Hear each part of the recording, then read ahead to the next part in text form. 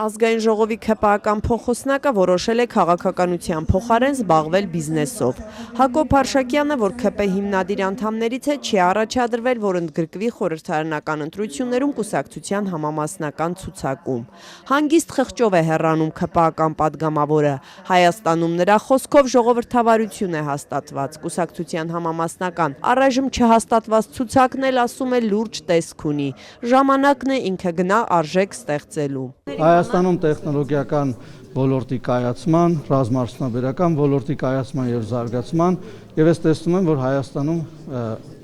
արժեք ստեղծող հատվածում շատ ավելի մեծ անելիքներ ունեմ իմ կուտակած փորձով,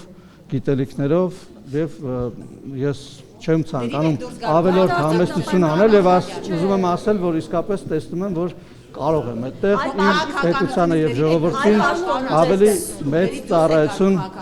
մատուցել։ Մոտ 7 տարի պետական համակարգում մի շարք բարձր պաշտոններ զբաղեցնելուց հետո Հակոբ Արշակյանն այսօր հայտարարեց. ընտրելու հնարավորություն ունի, թե որտեղ իրեն ավելի արդյունավետ կդրսևորի։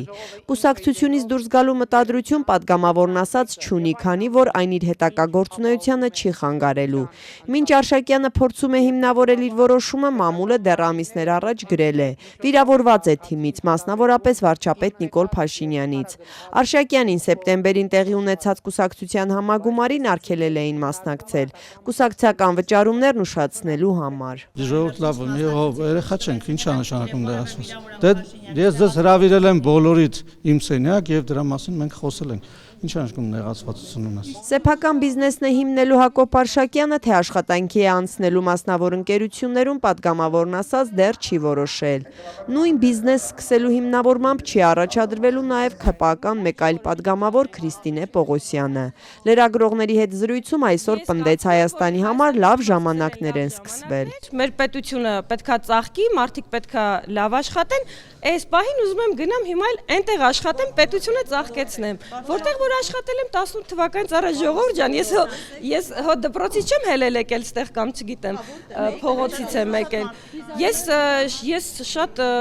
կեսագրությունից չեք նայում, ես իմ կյանքում 16 տարեկանից սիրելիներս աշխատել եմ 16 տարեկանից մինչև այսօր։ Մինչ 2018 թվականը Քրիստինե Պողոսյանը արծաթյա զարդերի խանութ է ունեցել, այսօր պնդեց, թե ինքը 2018-ից առաջ ավելի շատ էր վաստակում։ Հիմա էլ բիզնես ծրագրեր ունի, բայց падգամավորական գործունեության հետ անհամատեղելիության հարց կա, ու ինքն ընտրությունը բիզնեսի օգտին է կատարել։ Հիմա ես ուզում եմ իմ ընտանիքի համար ավելի լավ ժամանակներ բերեմ, ինչ մեղք ունեն իմ երեխաները։ Թե ինչով կզբաղվի վարչապետ Նիկոլ Փաշինյանի տիկնոջ եղբայրը դեռ հայտնի չէ, բայց Հրաչյա Հակոբյանը եւս լքում է ակտիվ քաղաքականությունը։ Հստակ է նաեւ այն, որ մասնագիտությամբ դերասան Հակոբյանը նկարահանման հրապարակ չի վերադառնա։ Ինչու չի առաջադրվում, падգամավորը նախ ասած պարզապես ցանկություն չունի։ Հետո չհերքեց, որոշման վրա ազդել է նաեւ վարչապետի ընտանիքի հետ ազգակցական կապը։ Ինչու չէ նաև այն բացի այն, որ ես ուզում եմ մի փոքր չզբաղվեմ ոչ